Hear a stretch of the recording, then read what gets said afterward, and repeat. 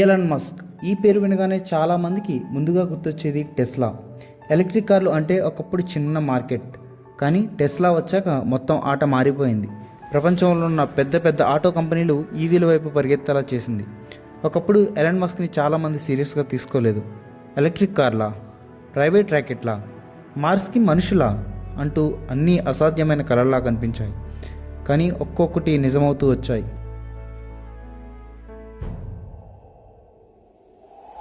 Tesla ప్రపంచంలోనే అత్యంత విలువైన ఆటో కంపెనీలుగా ఒకటిగా మారింది. అదే బాటలో స్పేస్ ఎక్స్ కంపెనీ లేటెస్ట్గా ఐపీఓతో వచ్చి మార్కెట్లో largest IPO in the history, మరియు అమెజాన్ను దాటి $2.66 ట్రిలియన్ వరల్డ్లో 5th బిగ్గెస్ట్ కంపెనీగా నిలిచింది. ఈ కంపెనీతో Elon Musk world first trillionaire అయిపోయాడు. అయితే ఈ కంపెనీ గురించి ఒకసారి తెలుసుకుందాం. 2008లో స్పేస్ ఎక్స్ దగ్గర డబ్బు దాదాపు అయిపోయింది. ఇంకో రాకెట్ ఫెయిల్ అయితే కంపెనీ షట్ డౌన్ అయ్యే పరిస్థితి. అప్పట్లో చాలామంది ఒకటే అనుకున్నారు, రాకెట్లు తయారు చేయడం అంత ఈజీ కాదు, ఈ కంపెనీ ఎక్కువ రోజులు నిలబడదు అని. కానీ 2026లో అదే కంపెనీ ప్రపంచాన్ని షాక్ చేస్తూ $2 ట్రిలియన్ పైగా విలువను అందుకుంది. ఒక్కసారి ఆలోచించండి, దివాలా అంచున ఉన్న కంపెనీ ప్రపంచంలోనే అతిపెద్ద ఐపీఓ చేయడం ఎంత పెద్ద విషయం. ఇది కేవలం స్పేస్ ఎక్స్ కథ కాదు, అసలు అసాధ్యాన్ని సవాలు చేసిన ఒక కళ కథ. 2002లో ఎలాన్ మస్క్ స్పేస్ ఎక్స్ని ప్రారంభించినప్పుడు అతని లక్ష్యం కేవలం డబ్బు సంపాదించడం కాదు, మనుషుల్ని ఒకరోజు మార్స్కి తీసుకువెళ్ళడం. వినడానికి బాగానే ఉంది, కానీ మొదట 3 ఫాల్కన్ 1 లాంచెస్ వరుసగా ఫెయిల్ అయ్యాయి. ప్రతి ఫెయిల్యూర్లో $కోట్ల కాలిపోయాయి. ఇన్వెస్టర్ల నమ్మకం కోల్పోతున్నారు. మీడియా విమర్శిస్తోంది. కంపెనీ దగ్గర మిగిలింది చివరికి ఒక అవకాశం మాత్రమే. 2008లో జరిగిన 4వ ఫాల్కన్ 1 లాంచ్ స్పేస్ ఎక్స్ జీవితాన్ని మార్చేసింది. ఆ రాకెట్ విజయవంతంగా కక్షలోకి చేరింది. అదే సమయంలో నాసా నుంచి భారీ కాంట్రాక్ట్ వచ్చింది. ఆ ఒక్క లాంచ్ స్పేస్ ఎక్స్ని బతికించింది. ఆ తర్వాత స్పేస్ ఎక్స్ వెనక్కి తిరిగి చూసుకోలేదు. మొదటిసారి ఒక ప్రైవేట్ కంపెనీ కక్షలోకి వెళ్ళింది. మొదటిసారి ఐఎస్ఎస్తో డాక్ చేసింది. కానీ అసలు గేమ్ చేంజర్ ఏంటంటే రాకెట్ రీయూజబిలిటీ. అప్పటి వరకు రాకెట్ అంటే ఒకసారి వాడి సముద్రంలో పడేయడమే. కానీ స్పేస్ ఎక్స్ ఎందుకు విమానంలో మళ్ళీ వాడకూడదు అని ప్రశ్నించింది. 2015లో ఫాల్కన్ 9 బూస్టర్ భూమిపై విజయవంతంగా ల్యాండ్ అయింది. ఆ రోజు మొత్తం స్పేస్ ఇండస్ట్రీ షాక్ అయిపోయింది. ఇప్పటి వరకు ఎవరి దగ్గర ఆర్బిటాల్ క్లాస్ రీయూజబుల్ రాకెట్స్ లేవు. మన ఇస్రో కూడా ఒక రాకెట్ లాంచ్ అయిన తర్వాత మళ్ళీ దాన్ని రీయూజ్ చేయలేదు. అసలు స్పేస్లోకి రాకెట్ లాంచ్ చేయడమే టఫెస్ట్ జాబ్ అనుకుంటే, శాటిలైట్ని ఆర్బిటాల్లో పెట్టి మళ్ళీ రాకెట్ని ఎర్త్పై ల్యాండ్ చేయడం అంటే మామూలు విషయం కాదు. ఆ ఆలోచన కూడా చాలా టఫ్గా ఉంటుంది.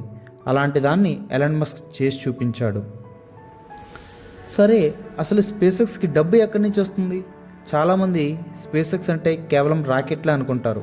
కానీ నిజానికి దాని పెద్ద బిజినెస్ స్టార్లింక్.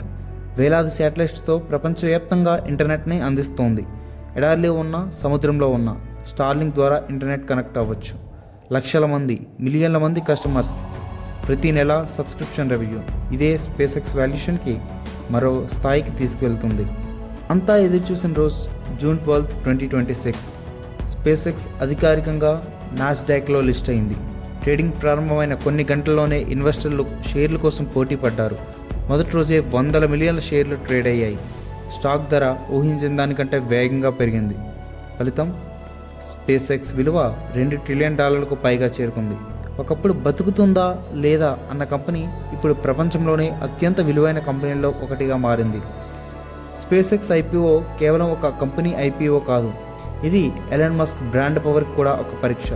ఎందుకంటే Tesla, space X, Starlink, XAI ఈ 4 పేర్లు వెనుక ఒకే వ్యక్తి ఉన్నాడు. అందుకే స్పేస్ ఎక్స్ మార్కెట్లో వస్తుందనే వార్త వచ్చినప్పటి నుంచి ప్రపంచవ్యాప్తంగా ఇన్వెస్టర్లు ఆసక్తిగా ఎదురుచూశారు. వాళ్ళు కేవలం ఒక రాకెట్ కంపెనీలో పెట్టుబడి పెట్టడం కాదు, ఎలాన్ మస్క్ విజన్లో పెట్టుబడి పెడుతున్నారు. కానీ ఎలాన్ మస్క్కి ఇది అంతిమ గమ్యం కాదు. అతని కలలో ఇంకా పెద్ద కల ఉంది, మార్స్. ఒకరోజు మనుషుల్ని మరో గ్రహంపై నివసింపజేయడం. ఇది వినడానికి సైన్స్ ఫిక్షన్లా అనిపించవచ్చు, కానీ 2008లో స్పేస్ ఎక్స్ బతుకుతుందని కూడా ఎవరు నమ్మలేదు. కానీ ఈరోజు అదే కంపెనీపై ప్రపంచం $1 ట్రిలియన్ పెట్టుబడి పెడుతోంది. స్పేస్ ఎక్స్ స్పేస్ ఇండస్ట్రీని మార్చేసింది. స్టార్లింక్ ప్రపంచవ్యాప్తంగా ఇంటర్నెట్ అందిస్తుంది. XAIతో ఆర్టిఫిషియల్ ఇంటెలిజెన్స్ రంగంలో కూడా అడుగుపెట్టాడు. అందుకే ఎలన్ మస్క్ని చాలామంది కేవలం బిజినెస్ మ్యాన్గా చూడరు, ఫ్యూచర్ని నిర్మిస్తున్న వ్యక్తిగా చూస్తారు. అయితే భారత్లో కూడా స్పేస్ ఎక్స్ లాంటి కంపెనీలు వస్తున్నాయా అంటే వచ్చే అవకాశం ఉంది. ఎందుకంటే ఈరోజు భారతదేశంలో కూడా కొత్త స్పేస్ స్టార్టప్ల విప్లవం మొదలైంది. ఒకప్పుడు అంతరిక్షం అంటే ఇస్రో మాత్రమే, కానీ ఇప్పుడు ప్రైవేట్ కంపెనీలు కూడా రాకెట్లు తయారు చేస్తున్నాయి, శాటిలైట్లు లాంచ్ చేస్తున్నాయి, కొత్త టెక్నాలజీలు అభివృద్ధి చేస్తున్నాయి. ఉదాహరణకు స్కైరూట్ ఇప్పటికే ప్రైవేట్ రాకెట్ని విజయవంతంగా ప్రయోగించి చరిత్ర సృష్టించింది. మరోవైపు అగ్నికుల్ కాస్మోస్ తన సొంత ఇంజిన్ టెక్నాలజీతో ప్రపంచ దృష్టిని ఆకర్షించింది. అలాగే శాటిలైట్ల ద్వారా భూమిని అత్యంత వివరంగా పరిశీలించే టెక్నాలజీని అభివృద్ధి చేస్తుంది. ఈ కంపెనీలు ఇంకా స్పేస్ ఎక్స్ స్థాయికి చేరుకోలేదు, కానీ గుర్తుంచుకోండి, 2008లో స్పేస్ ఎక్స్ కూడా దివాలా అంచునే ఉంది. ఎవరూ దానిని $2 ట్రిలియన్ కంపెనీగా ఊహించలేదు.